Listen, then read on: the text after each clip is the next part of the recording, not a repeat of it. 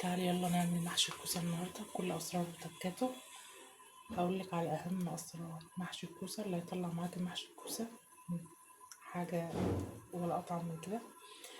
أول حاجة وانتي بعد ما تقشري الكوسة تعملي فيها خطوط بالطول بالمقورة كده عشان الكوسة تفضل متماسكة معاكي وكمان تشرب التتبيلة اللي فيها.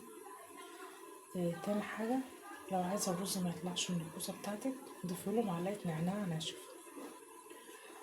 بعد كده نحمر الكوسة في معلقة زيت أو سمنة، وممكن تسويها اما في الحل او في الفرن، ولو طبعا عايزاها تاخد طعم المشاوي تحمريها في قلب الفرن.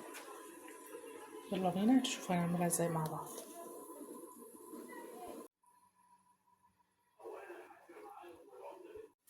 يا صباح الفل، ازيكم يا حبايبي، عاملين ايه؟ النهارده ان شاء الله هنعمل مع بعض محشي الكوسه.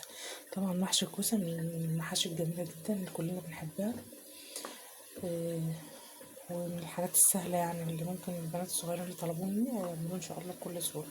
اول حاجه طبعا هتجيبي الكوسه بتاعتك وهتقشريها بالمنظر ده، طبعا مدورة في على القناة فيديو لتقوير الكوسة ازاي طالعة معاكي جميلة كده ومفرغة. طبعا بعد ما نقشر الكوسة ونغسلها بنعمل بقى فيها خطوط بالطول كده بالمقوار. الخطوط ده هي بتساعد ان الكوسة بتاعتنا تفضل متماسكة، خطوط بالطول كده.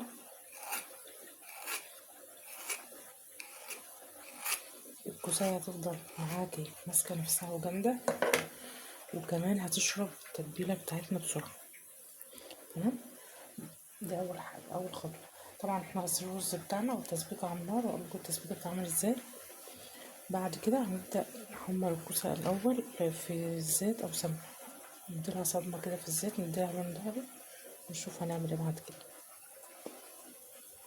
تسبيكه محشي الكوسه طبعا بنجيبها عشان التسبيكه بتاع المحشي. اول حاجه نجيب بصله نحمرها،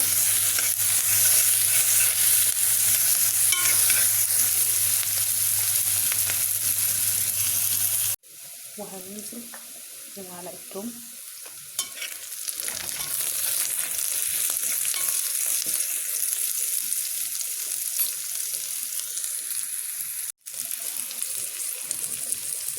الطماطم بتاعتنا،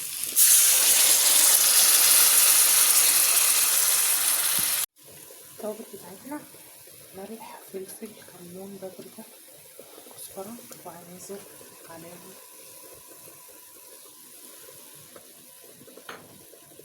الصلصة زي ما انتوا شايفين. هنسيبها بقى لغاية ما الصلصة تخلص، بعد كده هنبدأ نعمل المحشي الجميل ده.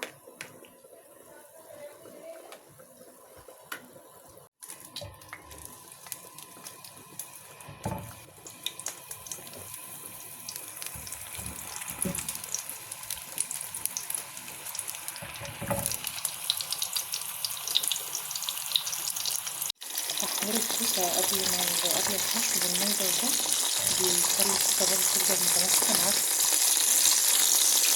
طبعا بأول مرة عملت كده زي ما انتوا شايفين.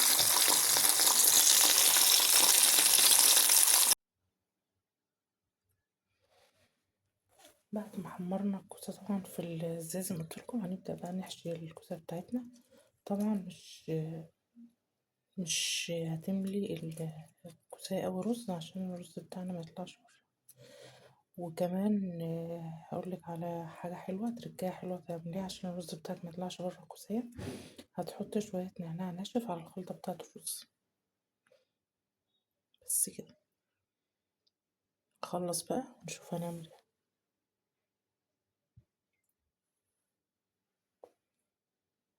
وبعد ما خلصنا حشو الكوسة بتاعتنا، وزي ما قلت لكم مش هنملي الكوسة قوي، هنسيب مسافة لأن الرز طبعا لسه هيستوي. هنحط بعد ما نخلص كده هنحط معلقة توم بالمنظر اللي انتوا شايفينه ده، هيدي الكوسة بتاعتنا طعم جميل وريحة جميلة. وهنحط كمان معلقة دبس رمان.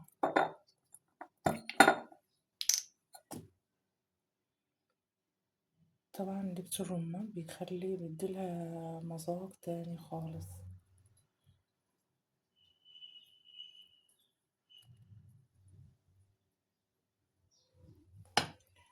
بالنسبة بقى للشوربة بتاعتنا، أنا طبعا مش هنحط شوربة كتير لأن الكوسة بتاعتنا أصلا بتنزل مية، طبيعتها إنها بتنزل مية، فهنحط جرنبين 2 بس شوربة وهرفعها على النار على طول. بالنسبة للتسوية بقى، في ناس بترصها في صينية عادي بيحطها في الفرن ويدخلها في الفرن، وفي ناس بتسويها في الحلة زي ما أنا هعمل كده على البوتاجاز عادي خالص، يعني ينفع كده وينفع كده. هدخلها هحطها الوقت على البوتاجاز، هسويها وبعد كده نشوف شكلها عامل ازاي بعد ما تستوي. خليكم معايا. دي شكل العسل بتاعتنا ايه بعد ما خلصت، شايفين الجمال، ريحتها بقى فظيعة.